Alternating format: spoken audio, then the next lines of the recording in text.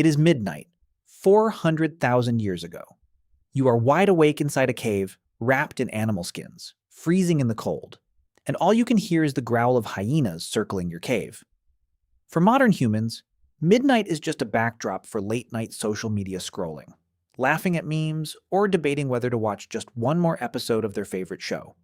But for our ancestors, the setting sun was a countdown timer for survival. If ancient humans couldn't scroll, and they couldn't safely sleep the whole night through, what were they actually doing in the dark? Before we mastered fire, early hominids were poorly adapted to the dark. We lack the reflective layer behind the retina that gives big cats, wolves, and owls their night vision.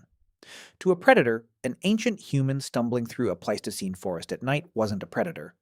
It was a slow, blind, easy meal. During the day, we held the advantage.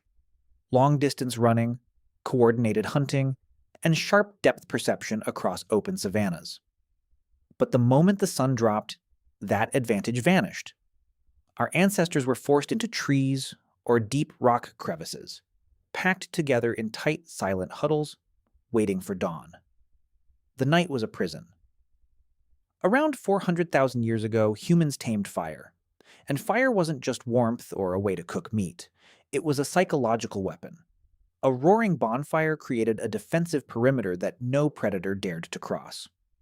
For the first time, humans owned the night. And inside that circle of light, everything that makes us human began to emerge. Anthropologist Polly Wiesner spent years studying the Ju-Huanzi people of the Kalahari Desert, comparing how people spoke during the day versus around the fire at night. The difference was stark. Daytime conversation was roughly 80% practical. Logistics, resources, coordination. But around the campfire at night, that flipped.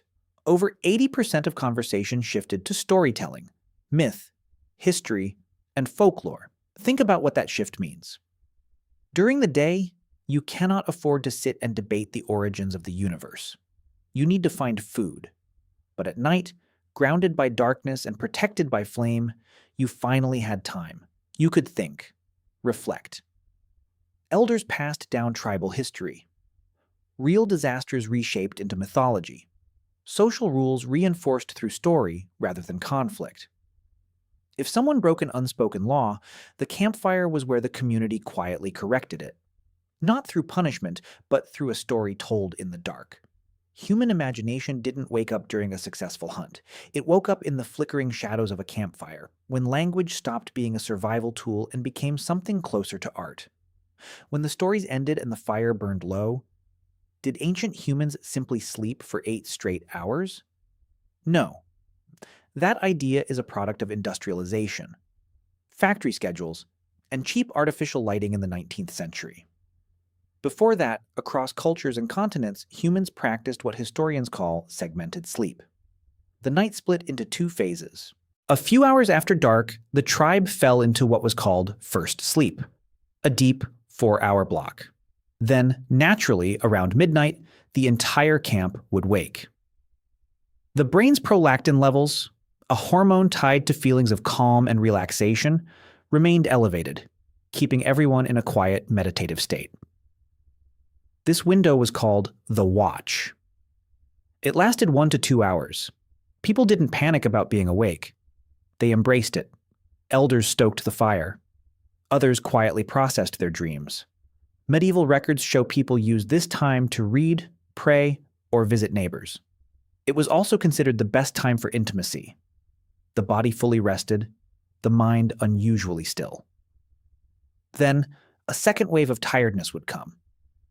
And they'd drift back into second sleep, waking naturally at dawn. When you lie awake at midnight today, convinced something is wrong with you, nothing is wrong with you. You're running 400,000-year-old software. Many ancient humans used those quiet hours to work. Archaeologists excavating sites like Blombos Cave in South Africa found dense concentrations of microflakes, the tiny stone shards produced by precision tool making, directly beside ancient hearths. While the world outside was dark and still, artisans were at work. Using lamps carved from stone or large shells, filled with animal fat and a moss wick. They pressure-flaked flint arrowheads, carved bone needles, and prepared hides.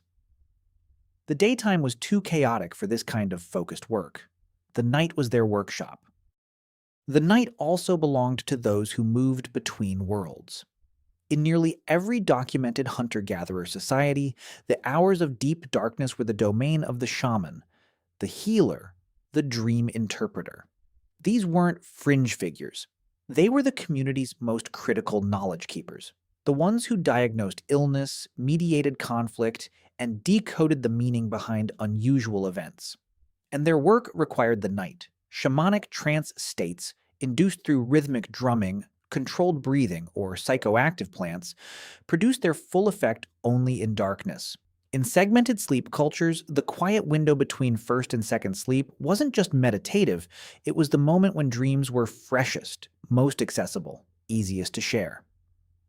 Anthropologists documenting the Achuar people of the Amazon found that the community's first act each morning wasn't greeting the sunrise. It was a formal dream circle, every member of the household recounting what they had seen in the night.